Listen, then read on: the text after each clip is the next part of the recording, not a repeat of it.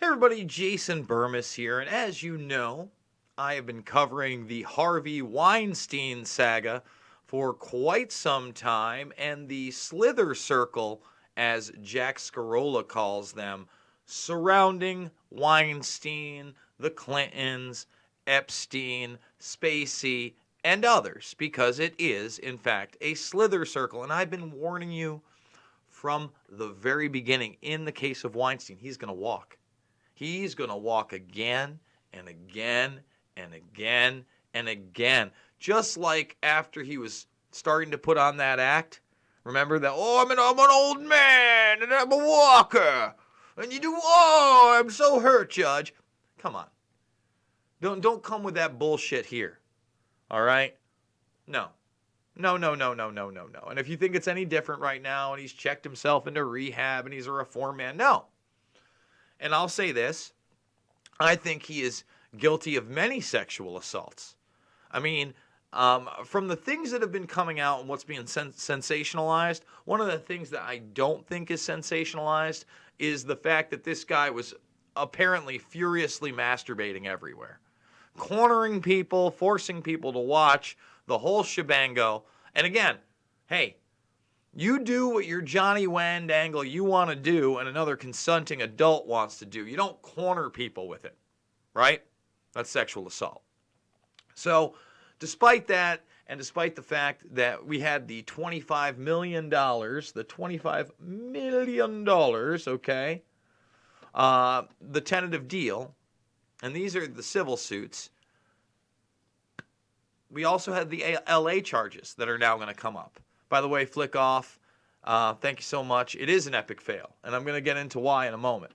So aside from, his act and the money, and that's not going to really cost him anything. He had a huge insurance policy on cases just like that. Are some of the facts that are coming out here, or supposed facts. Number one, this woman, like one of the main accusers, and this is going to confuse the jury a lot, doesn't matter how many psychologists they put up there, clearly had a relationship with Weinstein after the sexual assault, right? And you could slice that any way you want it. But the way people are going to think is, well, this person wanted a career, and she did. And I'm not excusing anything that may have happened. I'm not calling this woman a liar. But what are some of the other, grotesque details that are being focused on right now? Oh, we had to see naked pictures of Harvey, which I wish upon no human. You know what I imagine Harvey Weinstein looking like naked? I imagine him being like the corpse come to life in the film Seven, when they're first starting to get into the case. And what is he, gluttony? Behind the fridge? That thing. Like, he probably looks like that, right? Why would I want to see that? Why would anybody want to see that? The other huge claim that I think is going to just help to discredit everything is that the guy had no testicles, and I know he had a vasectomy, etc., and was intersex, or maybe had a vagina. It's like, what the fuck? Excuse my French. Come on. That's what we're focusing on? And they're going to create doubt in people's minds with this. No testicles and appears to have a vagina. This is what's coming out in court, okay? I mean, I guess they saw the naked pictures. I didn't. But to me, this screams of, enough disinfo being put into it, enough doubt in the minds that this guy doesn't do any jail time. And if he does, it's at a, basically a resort type prison for, less than a year.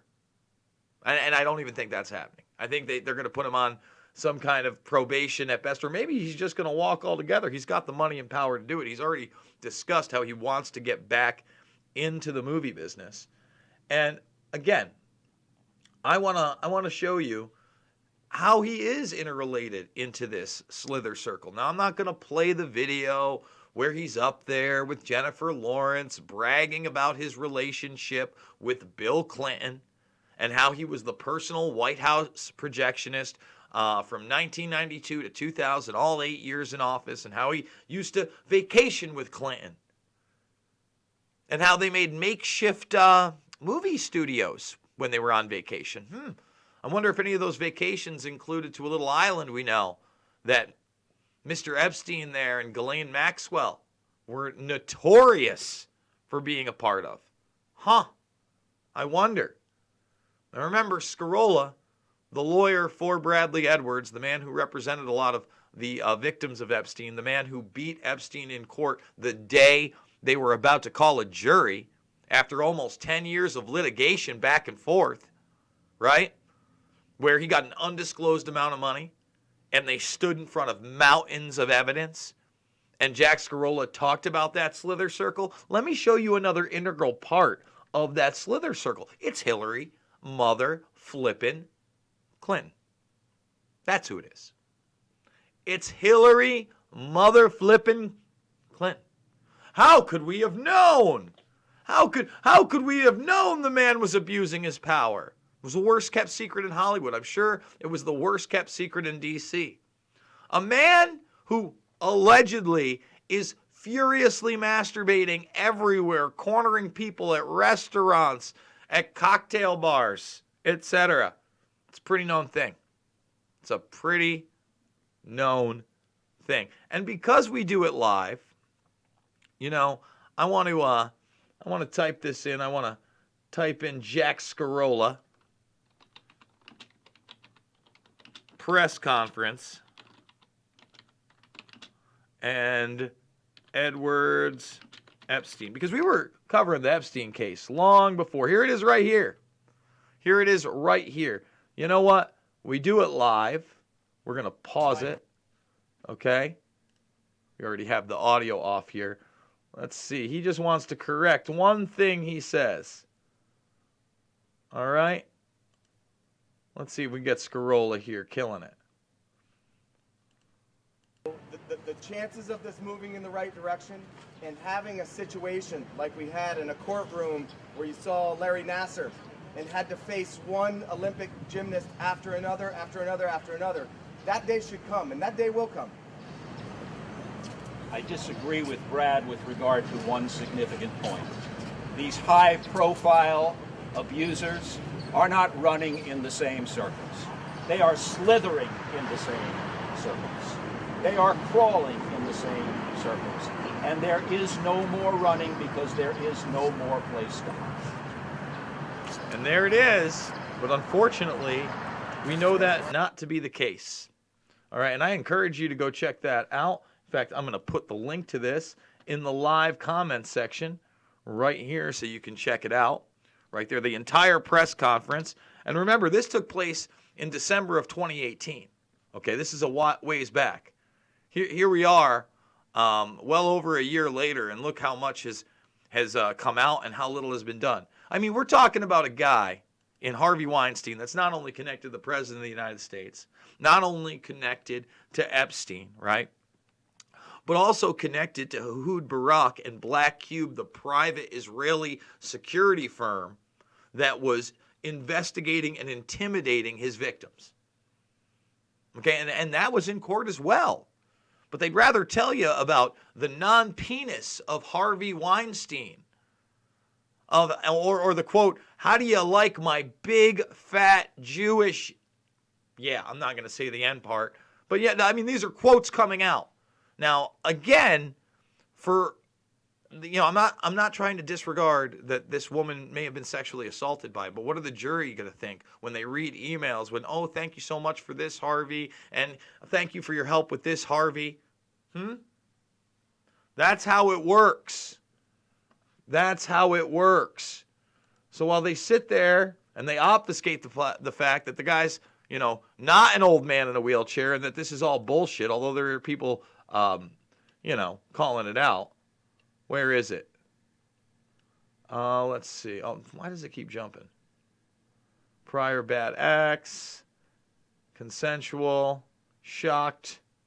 Maybe it was in this one here. Could have been in there. Yeah. Oh, see, he's happy, baby. He can't wait to roll out of here. He's rolling. He's rolling. Okay? That's what he's doing. Guys, if you like this video, and by the way, people were accusing me of not covering this. I did do an exclusive Rockfin video on Harvey Weinstein Just so everybody knows, I'm going to put this link in there. I'm doing 5 a week, and a lot of this stuff is not stuff. That one I could have gotten away with on YouTube, but what I'm really using this platform for the majority